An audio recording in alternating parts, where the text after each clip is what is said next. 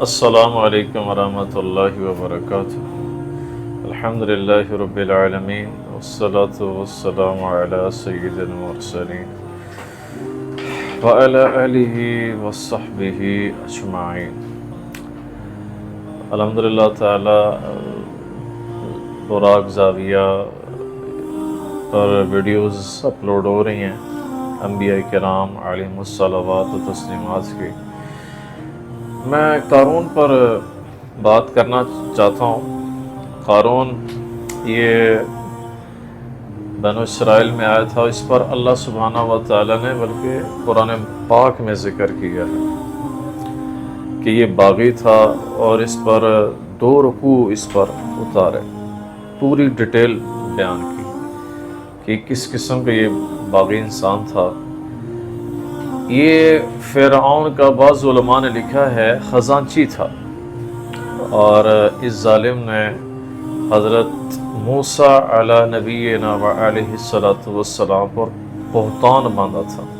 آپ اندازہ لگائیں بھائیو بہنوں کہ بہتان انبیاء کے اوپر بھی لگے، جیسا کہ بھی میری ویڈیو اپلوڈ ہوئی، یوسف علیہ السلام ان پر بھی بہتان باندھا گیا، حضرت مریم سلام اللہ علیہ پر بہتان باندھا گیا، میرے آپ کے نبی پاک جناب محمد مصطفیٰ صلی اللہ علیہ وآلہ وسلم پر بہتان باندھا گیا۔ جی امی عائشہ صدیقہ رضی اللہ عنہا والسلام علیہ پر بہتان باندھا گیا۔ تو ایک عورت نے لالچ اس کو دیا گیا کہ میں تمہیں اتنے پیسے دوں گا تو موسیٰ علیہ السلام پر بہتان باندھو، زنا بدکاری کا الزام لگاؤ۔ تو بھرے مجمع میں اس عورت نے کہا حضرت موسیٰ بلکہ قارون نے پیسے دیے تھے، پیسے قارون نے دیے تھے اس عورت کو کہ بھرے مجمع میں کو جی اس نے میرے ساتھ بدکاری کی ہے، اللہ معاف کرے۔ تو بھرے مجمع میں اس نے کہا جی یہ جو حضرت موسیٰ انہوں نے میرے ساتھ یوں کیا ہے۔ تو موسیٰ علیہ السلام نے اللہ سے بات کی، موسیٰ کلیم اللہ، تو اللہ کو تو پتہ تھا میرے بھائیو بہنوں کہ اللہ سبحانہ و تعالیٰ ہی غیب کی خبر بتاتا ہے اپنے انبیاء رسولوں کو۔ اللہ کو تو پتہ تھا کہ پیچھے قارون ہے، تو ساری جستجو پھر ہوئی تو قارون کو اللہ نے فرمایا، بلکہ موسیٰ علیہ السلام کو، قارون کو آپ زمین آپ کے تابع کرتے ہیں، آپ اس کو سزا دیں۔ تو موسیٰ علیہ السلام نے فرمایا قارون کے بارے میں زمین کو کہا اخسف بے، پکڑ لے اس کو۔ زمین نے جب پکڑا تو وہ سمجھ گئے کہ یہ عذاب میرے پر لایا گیا، تو کہنے لگا موسیٰ مجھے معاف کر دو، مجھے معاف کر دو، مجھے معاف کر دو۔ تو موسیٰ علیہ السلام نے فرمایا اور پکڑ، وہ اور دنسا، کہنے لگا مجھے معاف کر دیں، مجھے معاف کر دیں۔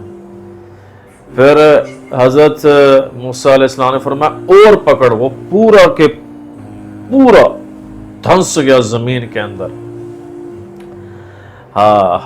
میرا اللہ کہتا ہے موسیٰ، اے موسیٰ آپ کا دل کتنا سخت ہے، کتنا۔